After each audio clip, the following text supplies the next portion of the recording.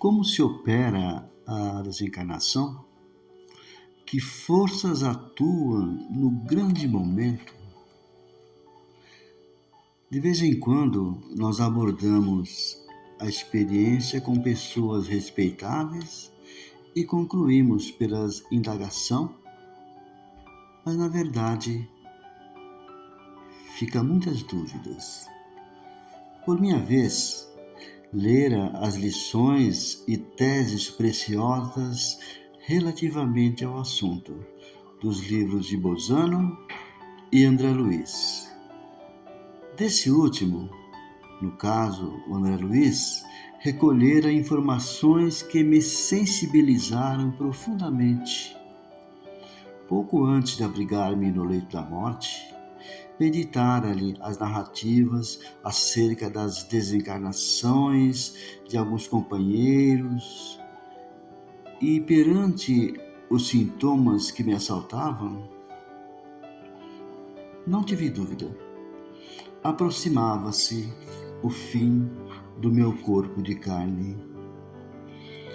Não obstante o valor com que conquistei e com que passei a encarar a situação, e apesar do velho hábito de convidar os amigos para o meu enterramento, em observações de brincadeiras e bom humor do nosso dia a dia, descansei o organismo extenuado na posição horizontal, mesmo porque era totalmente impossível agir de outro modo. O irmão Andrade, um espírito benemérito dedicado à medicina, com que tive a alegria de colaborar há alguns anos, recomendara absoluto repouso, e tão insistente se fizeram o seu conselho que fui obrigado a abandonar as últimas atividades doutrinárias.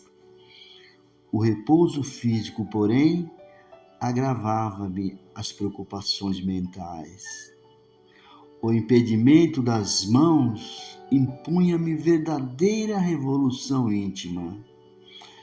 No silêncio do quarto, os pensamentos que se evadiam do meu cérebro, postando-se ao meu lado, eu argumentava comigo mesmo. Alguns pensamentos em posição simpática, outros em atitude adversa, e falava comigo. Velho Jacó, programava no fundo, você agora deixará as ilusões da carne, viajará de regresso à realidade. Prepare-se. Que possui na bagagem, não se esqueça de que a justiça tudo vê, tudo ouve e tudo sabe.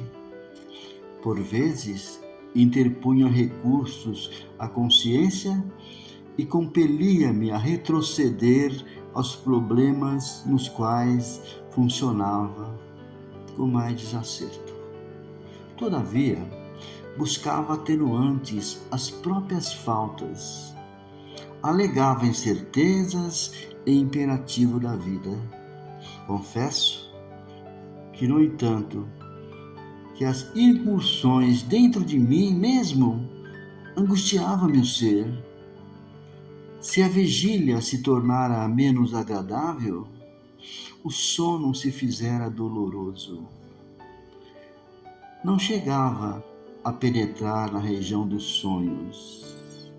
Dispunha-me a dormir, supunha ingressar no modo inabitual de ser, e que, na verdade, panteava com mais clareza.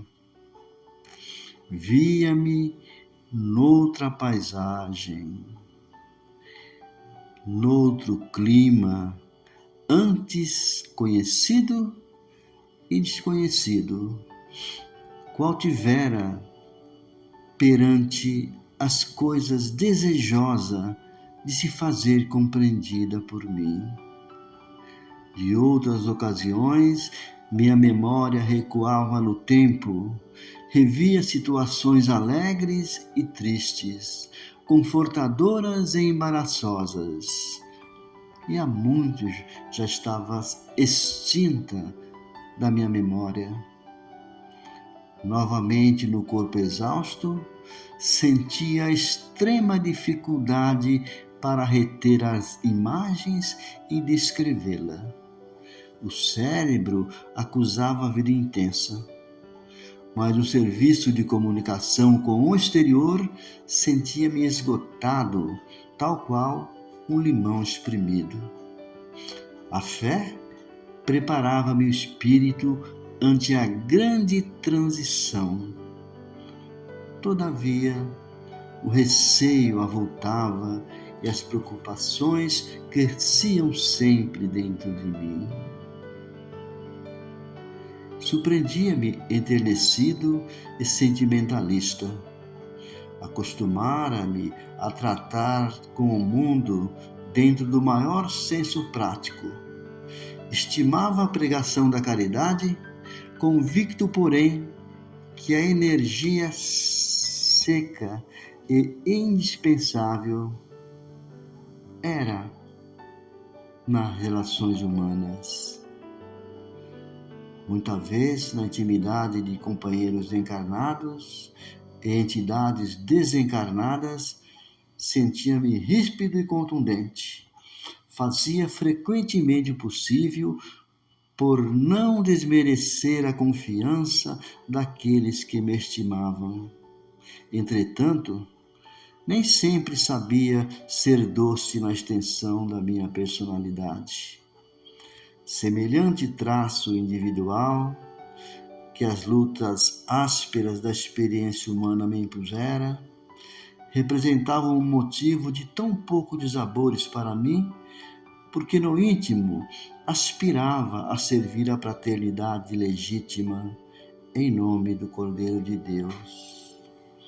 Prostrado agora, inesperada sensibilidade passou a tomar conta do meu ser. A renovação dos caminhos obrigava-me a esquecer os negócios e interesses terrenos. Não era mais possível governar o leme do barco material. E esse impositivo, ao que me pareceu, proporcionava-me acesso a mim mesmo. Afetava-me a necessidade de ternura e compreensão, como naquelas horas que estivesse ingressado à idade juvenil. O homem ativa a vida humana, obrigado a defender-se e preservar do bem que eram raros, através de mil modos. Nas últimas horas, reconheci-me em posição mais estranha. Tive a ideia que 2 corações me batiam no peito. Um deles, o de carne, em ritmo descompassado, quase a parar, assim como um relógio quebrado. E o outro pulsava mais equilibrado, mais profundo dentro de mim. A visão comum alterava-me em determinados instantes. Uma luz invadia-me em clarões subitâneos, mas por minutos prolongava a duração de intensa neblina.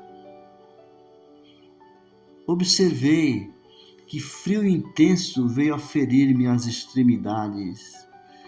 Não seria a integral extinção da vida corpórea? Procurei acalmar-me, orar intimamente, esperar. Após sincera rogativa a Jesus para que não me desamparasse, comecei a divisar à esquerda a formação de um depósito de substância prateada, semelhante a uma gaze tenuíssima. Não podia dizer se era dia, se era noite, em torno de mim. O tal nevoeiro em que me sentia mergulhado foi quando notei duas mãos caridosas me submetiam passes de grande corrente. À medida que se desdobravam de alto para baixo, detendo-se particularmente no meu tórax, diminuíam minhas impressões de angústia. Então eu lembrei do meu amigo e irmão Andrade, atribuí-lhe esse benefício. Implorei mentalmente que se fizesse ouvir, ajudar-me. Quando você estivesse sofrendo na melindrosa intervenção cirúrgica, sob uma máscara, ouvi alguém confortar-me. Não se mexa. Silêncio, silêncio. Concluí que o término da resistência física era questão de minutos. Não se excedeu esse alívio por muito tempo. Passei a registrar sensações de esmagamento no peito. As mãos do passista espiritual concentravam-se-me agora no cérebro. Demorava-se quase 2 horas já. E os contornos da minha cabeça.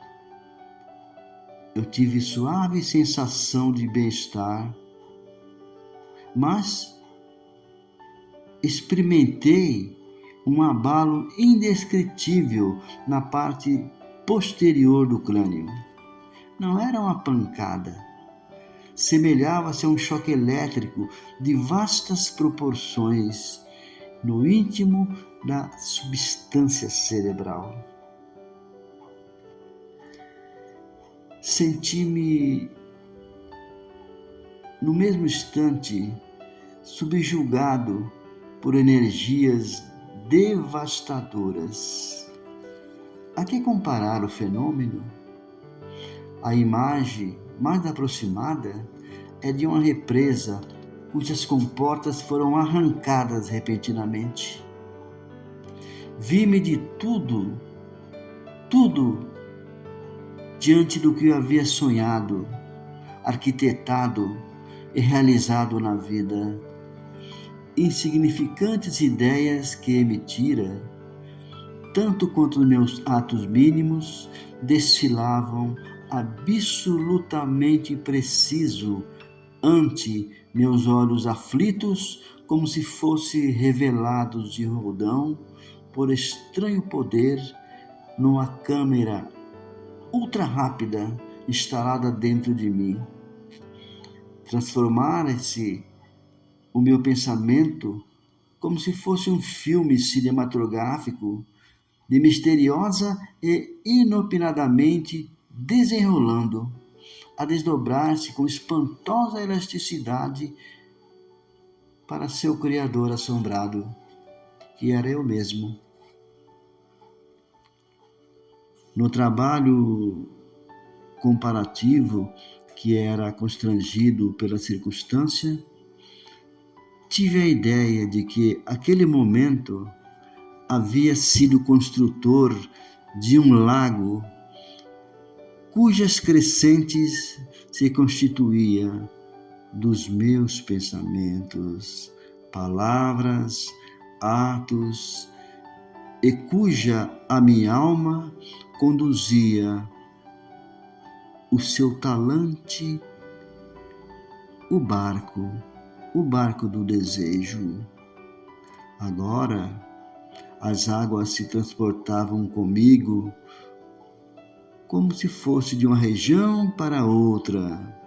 Via-me no fundo, cercado de minhas próprias criações. Não tenho, por enquanto, outro recurso verbal para definir esta situação. Recordei-me dos livros que eu lia na Terra, em que analisavam os comportamentos dos moribundos. Entretanto, sou forçado a asseverar que todas as narrações que possuímos neste sentido comentam palidamente a hora da realidade, observando-me, relegado às próprias forças. Por que não me confessar? Senti-me sozinho e amedrontei-me. Esforcei-me por gritar, implorando socorro. Porém, os meus músculos não mais obedeciam. Busquei abrigar-me na prece, mas o poder de coordenação escapava-me. Não conseguia precisar se eu era um homem a morrer ou um náufrago a debater em substâncias desconhecidas sob extenso nevoeiro. Naquele intraduzível conflito, lembrei mais incessantemente e intensamente do dever de orar nas circunstâncias mais duras. Então, rememorei a passagem evangélica que Jesus acalma a tempestade perante aos companheiros espavoridos, rogando ao céu a salvação e piedade. Forças de auxílio dos nossos protetores espirituais, irmanada a minha confiança, sustaram as perturbações.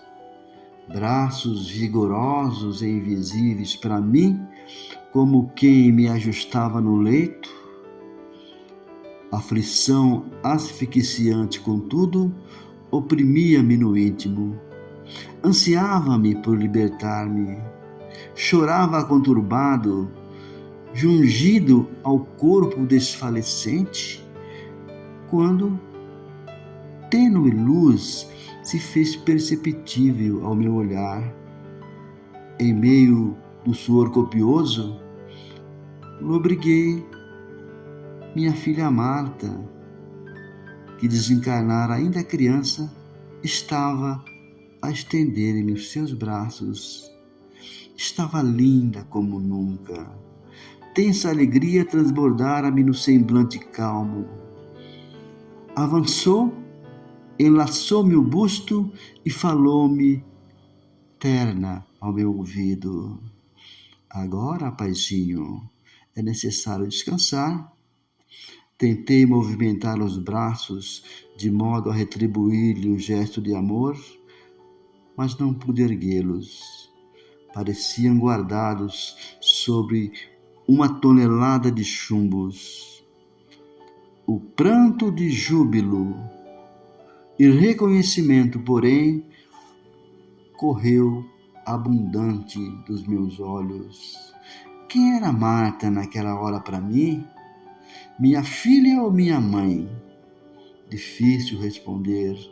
Sabia apenas que a presença dela representava um mundo diferente, uma nova relação. Entreguei-me confiado aos seus carinhos, experimentando a felicidade que é impossível de descrever. Finalmente, eu estava liberto do corpo de carne.